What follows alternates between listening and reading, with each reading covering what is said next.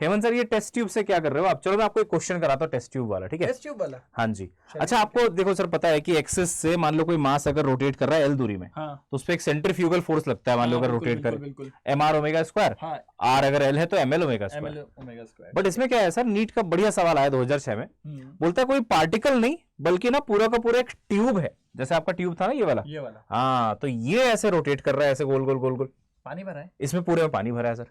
Okay. अब बताना है इस वाले एंड पे है ना कितना फोर्स आएगा जब ये ऐसे ऐसे ऐसे ऐसे घूमेगा।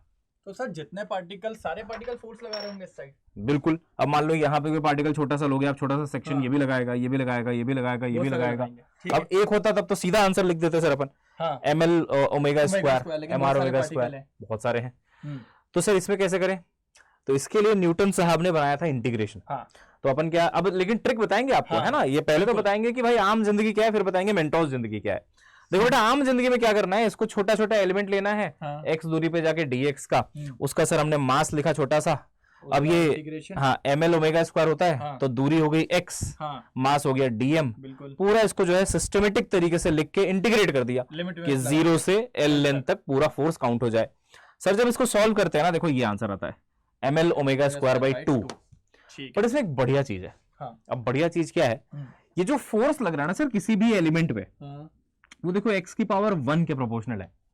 बाकी तो कांस्टेंट हो गया ओमेगा, तो ठीक है, x की पावर 1 मतलब लीनियर वेरिएशन।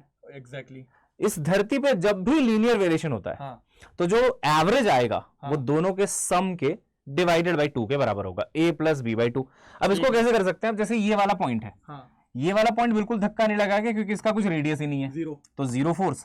और जो सबसे एंड में है, मान लो अगर इस पार्टिकल को ले लूं, तो एम एल ओमेगा स्क्वायर, बिल्कुल। तो सर इन दोनों का एवरेज कितना हुआ, ये प्लस ये डिवाइडेड बाई 2, देखो वही आंसर है। तो ये आंसर है, बिल्कुल, तो ये ज्यादा आसान है ना सर, एक लाइन का आंसर है सर। बिल्कुल, अदरवाइज तो बच्चा ऐसे करने में बिल्कुल परेशान हो जाएगा। तभी तो हमने बोला है कि भैया ये फिजिक्स की एक अमेजिंग ट्रिक है, और इससे ना बेटा किसी भी टाइप का क्वेश्चन आपका सॉल्व हो जाएगा। मैं एक चीज और बताता हूं आपको, v बराबर u प्लस at जो होता है उसमें भी पावर 1 ही होता है लीनियर। तो यहाँ पे भी जो एवरेज वेलोसिटी आती है हमारी, है ना, एवरेज वेलोसिटी, वो simple u plus v by 2 आ जाती है। ऐसा बेटा फ्लूइड में भी कई जगह होगा, और ये निंजा टेक्निक लीनियर वाली है ना, लीनियर है तो एवरेज आप बोल दो 0 प्लस, मतलब जो भी है यहाँ का प्लस यहाँ का डिवाइडेड बाई 2 एवरेज। सर ये तो बहुत जल्दी क्वेश्चन निपटा दिया है ना, मतलब याद रहना चाहिए कंसेप्ट भी, तभी काम कर पाएगा। कंसेप्ट याद रहना चाहिए, लीनियर बढ़िया तरीके से देख लो, एक तरीके से ये समझो कि बस 10 सेकंड में आंसर आपका आ जाएगा। बिल्कुल। इस चैनल को बेटा सब्सक्राइब कर लेना।